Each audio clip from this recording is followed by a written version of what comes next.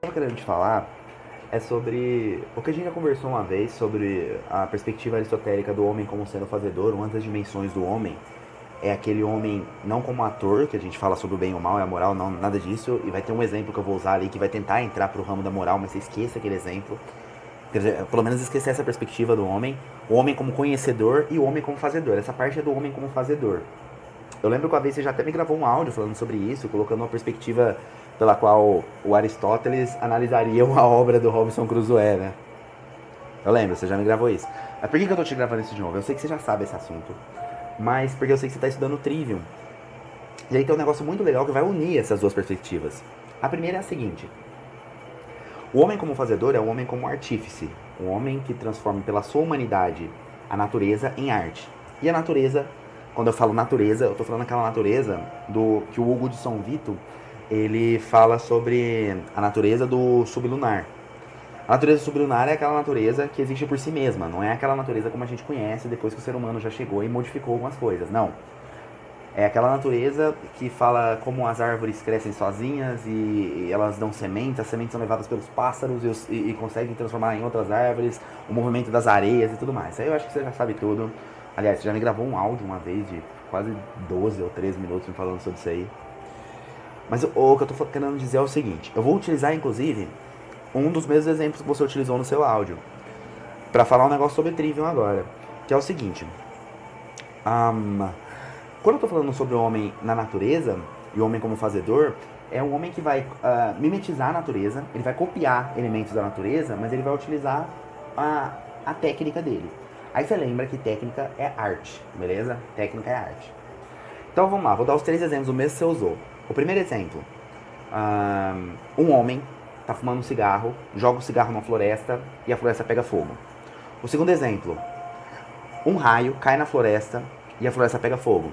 E o terceiro exemplo é um homem que consegue juntar os galhos tudo bonitinhos. Eu lembro que foi esse exemplo que você me deu.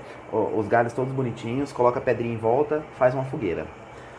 De três maneiras o homem conseguiu produzir fogo. Na verdade, duas maneiras o homem conseguiu produzir fogo e um jeitão natural.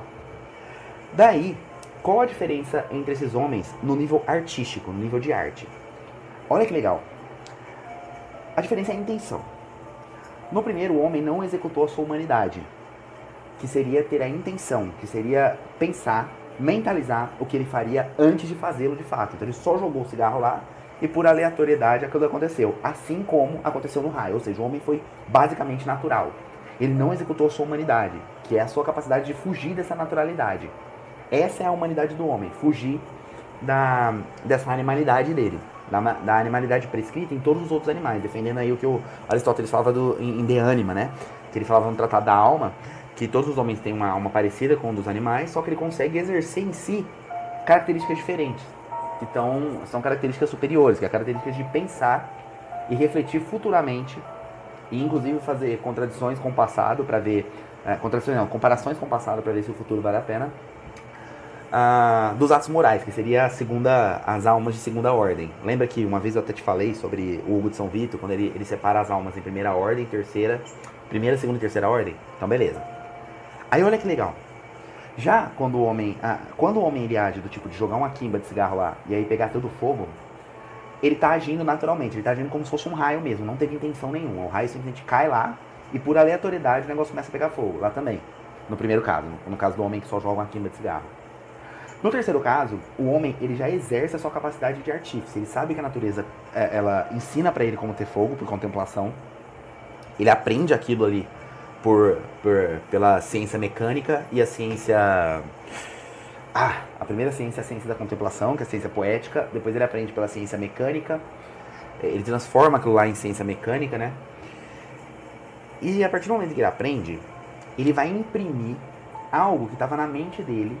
Ou seja, ele tem uma finalidade, ele tem um telos. Esse telos vai ser impresso na natureza, vai ser imprimido. Impresso é a palavra errada nesse caso, tá? A palavra imprimido não é uma palavra errada. Ela só é empregada em momentos errados, mas nesse caso é imprimido mesmo. Ele vai imprimir na natureza aquilo que ele tem na mente dele. Daí se você se lembrar no Trivium, o Trivium trata de uma coisa chamada de transitividade e intransitividade.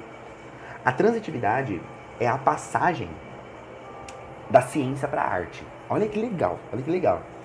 Então o que é transitividade? Eu lembro que tem até um exemplo no Trivium, não tenho certeza se é no Trivium ou no The Chaos, que é um outro livro do Bernard Claraval. Mas tem um exemplo que fala de um homem que ele olha para um pedaço de madeira, uma tora de madeira.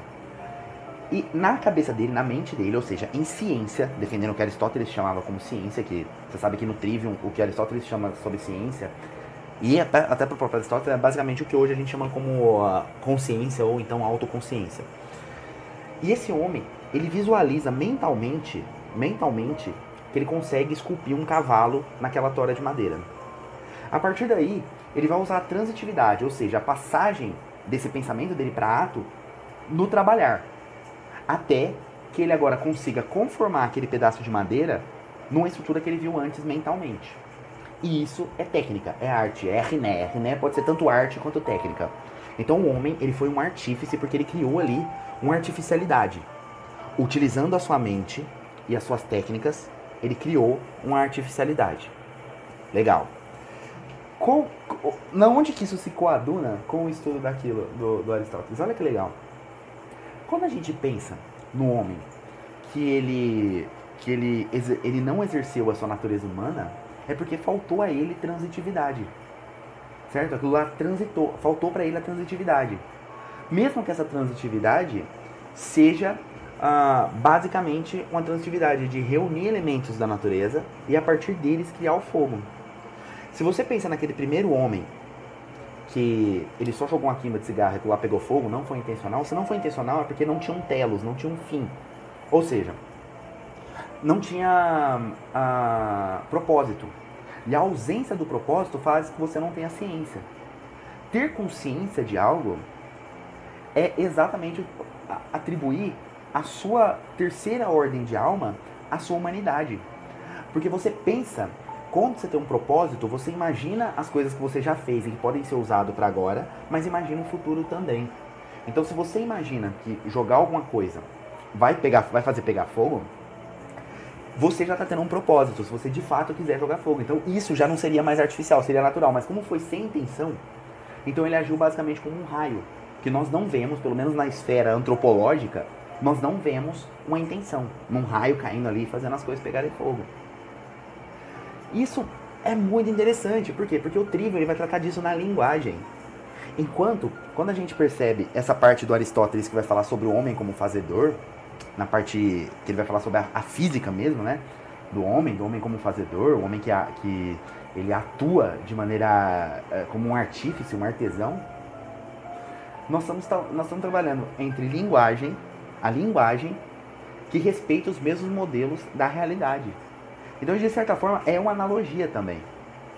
Olha que legal, porque você está obviamente, você está em planos diferentes. O plano da linguagem é um plano metafísico, enquanto o plano humano é um plano físico. Mas a linguagem concorda com isso. Então isso é interessantíssimo, né? É muito legal pensar desse jeito aí. E eu sei que essa parte do Aristóteles você já sabe, mas eu só achei legal falar isso, porque eu sei que você está estudando Trivium e talvez isso faça com que os seus estudos no Trivium se expandam. E você consiga ter mais assimilações a serem feitas. Pensa nesse negócio do homem. Ou seja, a transitividade, o elemento de passar da ciência para a arte, para a técnica, é exatamente a humanidade do homem. É o que separa o homem de qualquer outro animal. Apesar de ter alguns animais que me parecem fazer algo com propósito. Por exemplo, o João de Barro, que ele tem propósito em fazer, mas aquilo lá já é... O João de Barro pro Hugo de São Vitor seria a segunda ordem da alma, né? Eles têm necessidades diretas, mas ele não consegue presenciar nem o futuro através do presente, por isso que eu falei presenciar, e nem contemplar o passado através de atribuições espirituais, apenas como instintos mesmo eles conseguem fazer. Então essa é uma grande diferença, e eu achei muito legal isso. A transitividade, de fato, a capacidade que o homem tem de não agir naturalmente, ou seja, de se distinguir de um raio, que ao invés de cair e colocar fogo em toda a floresta, ele consegue separar um pedacinho da floresta, e aí ele faz uma fogueira. Isso faz com que o homem exerça a sua humanidade. A não naturalidade do homem, a não conformidade com a natureza no homem, é basicamente a sua maior característica de homem como fazedor, pelo menos na característica física. Eu não tô falando de metafísica, eu não tô falando também de moral pra você falar, mas é errado ele jogar um cigarro na... Não tô falando nada disso. Eu tô falando direto, nessa contemplação. Isso é muito legal, principalmente se a gente encontra agora esses movimentos o movimento da Gaia, o movimento que fala que a Terra é um elemento que sente dor e tudo mais. Ou seja, é tentando trazer o homem pra sua... Eles até falam com o maior orgulho, falam, não, a gente tem que trazer o homem pra sua natureza. O homem ele tem que encarar a sua natureza, ele tem que ser natural de novo. O problema é que quando ele fala que o homem tem que ser natural de novo, ele tá falando tem que ser, ele já tá tendo um propósito. E tendo um propósito, ele tá sendo homem de novo, ele não tá sendo mais natural. Então eles se refutam aí, né? O que também, no final das contas, é querer que o homem agora ele perca a sua capacidade evolutiva, perca a sua terceira ordem da alma e volte a ser como um animal. E na verdade é isso que tá acontecendo, né? As pessoas morrerem, não tem problema, mas matar um cachorrinho tem problema. De novo, eu não tô discutindo moral, não tô falando que não tem problema matar um cachorrinho, entenda isso. Tá bom? O Trivium ele trata da transitividade da mesma maneira que a gente vê a própria ação humana atuando entre ciência e arte. Então a gente atua entre propósito e feitoria, propósito e técnica, propósito e artesanato, que é a arte, eu vou trabalhar como artífice, e na linguagem eu percebo outra coisa acontecendo, mas ainda assim com o mesmo movimento, né? Na linguagem eu vejo a ciência por transitividade tornando-se arte, certo? Arte do gregoerne, que significa técnica também, a técnica. E isso tudo acontece em planos diferentes. Então você tem algo em planos diferentes. Você tem o plano metafísico da linguagem, mas que se vê com uma proporção bem exata no movimento, ou seja, você tem um elemento tempo e você tem um elemento espaço, porque você pode dar um zoom aí e ver que os dois estão sob um mesmo campo, em planos diferentes, mas no mesmo campo, ou seja, isso é já uma analogia. E é por isso que faz tanto sentido a ciência gramática do Trivium tratar sobre transitividade dos verbos. Porque os verbos transitivos e intransitivos, os verbos são aqueles que denotam a ação. É exatamente a ação que nós vamos utilizar materialmente para poder sair de um propósito mental e ir em direção a um artifício. Isso é interessantíssimo, porque a linguagem, como sendo um ente metafísico, ele é supralunar.